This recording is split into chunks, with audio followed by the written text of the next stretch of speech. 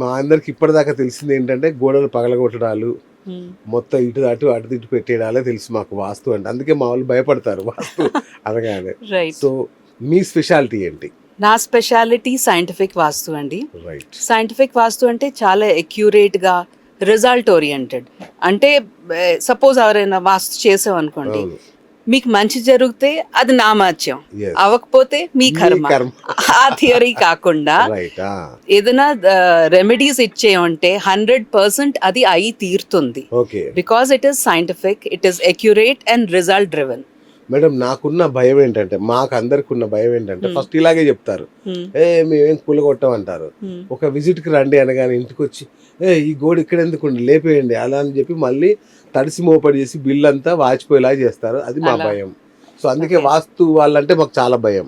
So మిమ్మల్ని చూసి ఎందుకు భయపడొద్దు, ఒక రీజన్ చెప్పండి. ఎందుకంటే ఏ రెమెడీ ఇచ్చినా 95% కేసెస్లో అది ఏ డెమోలేషన్ లేకుండా అవుతుందండి. ఓకే 5% కేసెస్లో చాలా ఎక్స్ట్రీమ్ ప్రాబ్లం ఉంటే దానికి కొంచెం స్ట్రక్చరల్ చేంజ్ చెప్తాం, కానీ most of the time without any demolition will give you result. And ఇది పాకెట్ ఫ్రెండ్లీ. ఓకే అంటే యంత్రాలు పెట్టమని చెప్తారు, పిరమిడ్స్, నేను దాని అగెయిన్స్ట్ కాదు, కానీ చాలా ఎక్స్పెన్సివ్. ఒక నార్మల్ అంటే మధ్య తరగతి వాళ్ళు, ఒక చాలా సామాన్యుడు కష్టం భరించలేరు. భరించడం కష్టం. మినిమం 1,80,000 అలా చెప్తారు కాస్ట్. అది చాలా కష్టం అవుతుంది. ఇది సైంటిఫిక్ వాస్తులో రెమెడీస్ చాలా పాకెట్ ఫ్రెండ్లీ అండి. అంటే అరౌండ్ 4-5,000లో మీ రెమెడీస్ అన్నీ అయిపోతుంది, most of the remedies. Super. అయితే మీ గురించి కూడా కొన్ని తెలియాలి మా వాళ్ళకి. ఎందుకంటే మీరు ఒక సాఫ్ట్వేర్ కంపెనీలో ఒక పెద్ద హెచ్ఆర్, రైట్. లక్షల ప్యాకేజ్ తీసుకునే హెచ్ఆర్ మేనేజర్. అవన్నీ వదిలేసి ఇందులోకి ఎందుకు వచ్చారు, అసలు ఈ వాస్తులోకి ఎందుకు వచ్చారు? Very good question. నేను మీకు 15 years బ్యాక్ స్టోరీ చెప్తున్నాను. అంటే యాక్చువల్లీ మీరు చెప్పినట్టు నేను సాఫ్ట్వేర్ అంటే ఒక హెచ్ఆర్ ప్రొఫెషనల్ అండి. ఫ్రమ్ అ వెరీ రిప్యూటెడ్ అంటే హెచ్ఆర్ ఇన్స్టిట్యూట్ నుంచి క్వాలిఫైడ్. ఓకే. సో అంటే మేము అప్పుడే యుఎస్ నుంచి వచ్చాము. ఒక డ్రీమ్ హౌస్ అంటాం కదా, అలా అన్నీ ఇచ్చేసి ఒక డ్రీమ్ హౌస్ కట్టుకుని దాంట్లో అంటే వాస్తు నేను చిన్నప్పుడు చదువుకుంటున్న రోజుల్లో చేశాను. ఓ 3 గురువుగారుల దగ్గర వేరేగా నేర్చుకోవడం అయింది. నేర్చుకున్నా కానీ ఎప్పుడు ఇంప్లిమెంట్ చేయడం అవ్వలేదు. అంటే నా జాబ్ దాంతో నేను చాలా బిజీగా ఉండాలి, ఎప్పుడు ఇంప్లిమెంట్ చేయలేదు. ఓకే. కానీ ఈ ఇల్లు కట్టుకున్నాక అప్పుడు ఏ వాస్తు అప్లై చేయలేదు, తెలుసున్నా అప్లై చేయకుండా ఇల్లు కట్టుకొని అక్కడ 3-4 months తర్వాత స్లోగా ప్రాబ్లమ్స్ రావడం మొదలెట్టింది. ఓకే. ఎందుకు వస్తుందా, మేమే ఏదో తప్పు చేసి ఉంటాం అన్నట్టుగా ఆలోచించాం. కానీ మరీ ఎక్స్ట్రీమ్ సడన్లీ ఒక రోజు I lost my job. Okay. అంటే because I was one of the highest paid. ఏదైనా కంపెనీ లాస్ లో వెళ్తుంటే ఫస్ట్ అదే అవుతుంది కదా. So that's what happen. ఎందుకు ఒకటి తర్వాత ఒకటి ప్రాబ్లమ్స్ ఎందుకు వస్తున్నాయని స్టార్టెడ్ అనలైజింగ్. అప్పుడు నాకు అనిపించింది నేను నేర్చుకున్న విద్య నేను ఇంకా ఎక్స్పెరిమెంట్ చేయొచ్చు, దాన్ని ఇంకా నేను నా ప్రాబ్లమ్స్కి రీజన్ ఏమిటో కనుక్కోవచ్చు. ఆ రకంగా చేసి 2-3 months ఎక్స్పెరిమెంట్ చేస్తుండాలి. ఎక్స్పెరిమెంట్ అంటే అలాగా, సపోజ్ నా చుట్టుపక్కల వాళ్ళు ఎవరైనా నాకు ఫైనాన్స్ ప్రాబ్లం ఉంది, మార్కెట్లో మనీ స్టక్ అయింది, లేకపోతే హెల్త్ ఇష్యూస్ ఉన్నాయి, ఇలా ఏదైనా ప్రాబ్లమ్స్తో మనుషులు అవుతున్న వాళ్ళకి వాళ్ళు డేటా కలెక్ట్ చేశాను. 45-50 హెల్త్ రిలేటెడ్ ప్రాబ్లమ్స్, అంటే న్యూరో ప్రాబ్లమ్స్ ఉన్నవాళ్ళు, కార్డియో ప్రాబ్లమ్స్ ఉన్నవాళ్ళు, నెఫ్రాలజీ ప్రాబ్లమ్స్ ఉన్నవాళ్ళు, వీళ్ళందరిది డేటా కలెక్ట్ చేసి డిఫరెంట్ బకెట్స్లో పెట్టాను. ఫైనాన్స్ ప్రాబ్లం ఉన్న వాళ్ళది వేరే బకెట్లో పెట్టాను.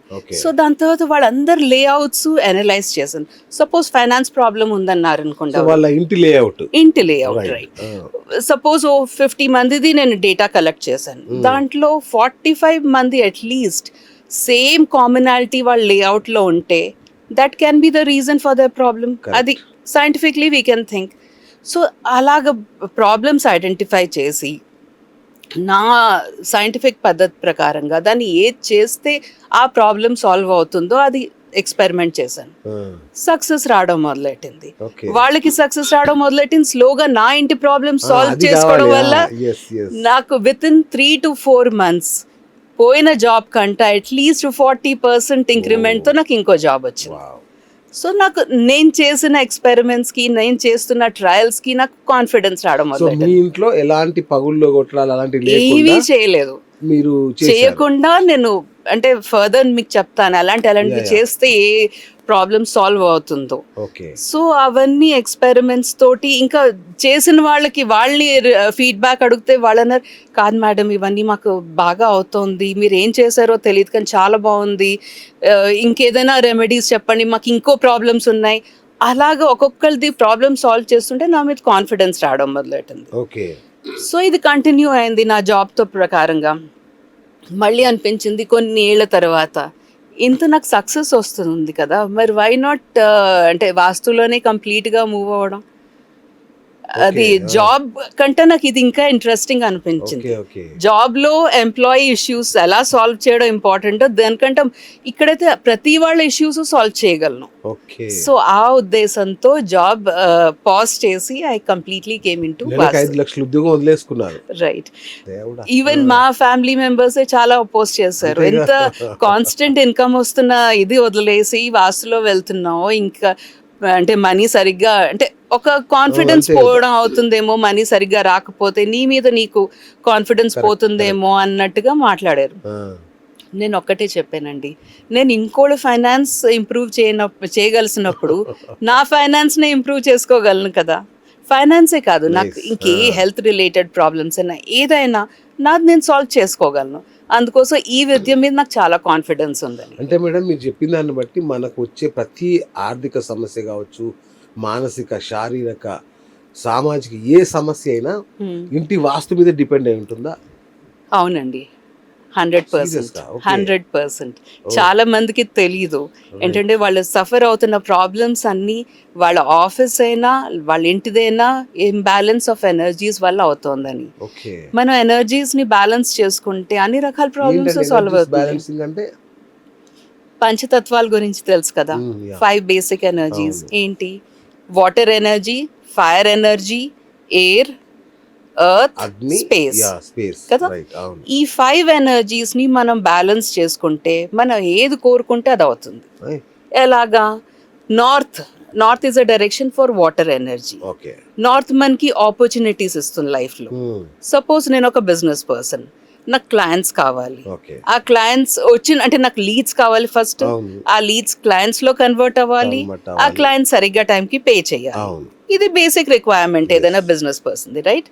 దానికి నాకు నార్త్ బాగుండాలి, నార్త్ నుంచి నాకు ఆపర్చునిటీస్ వస్తాయి. ఆ నార్త్ నాకు సరిగ్గా లేకపోతే నాకు opportunities Rao. North is a water zone, water energy, right? So north లో ఏదైనా డిస్టర్బెన్స్ అవుతే నాకు ఆపర్చునిటీస్ రావు, నాకు క్లయింట్స్ రారు. సపోజ్ ఒక వర్కింగ్ ప్రొఫెషనల్ ఉన్నా అనుకోండి, నార్త్ లో వాళ్ళకి ఏదైనా డిస్టర్బెన్స్ బోల్డ్ రకాలు ఉంటాయి, అది we can discuss it. So వాళ్ళకి డిస్టర్బెన్స్ ఉంటే జాబ్ లో గ్రోత్ ఉండదు, ప్రమోషన్స్ రావు, ప్రతి మాట ఏదో ఒకటి గొడవలు అవుతాయి, they will be totally disappointed. వాళ్ళకి కేపబిలిటీస్ ఉన్న వాళ్ళు అది ప్రూవ్ చేసుకోలేని పరిస్థితి వస్తుంది. సో ప్రతి ఎనర్జీ చాలా ఇంపార్టెంట్ అండి. ఫైర్ ఎనర్జీ ఇంకా important. Fire south east direction, అది constant cash flow direction, right? Constant cash flow plus health మనకి చాలా ఇంపార్టెంట్. దాంట్లో ఏదైనా ఇంబ్యాలెన్స్ వస్తే money stuck in the market, like loans increase అయిపోతుంది, ఇలాంటి ఎన్నో సమస్యలు వస్తాయి.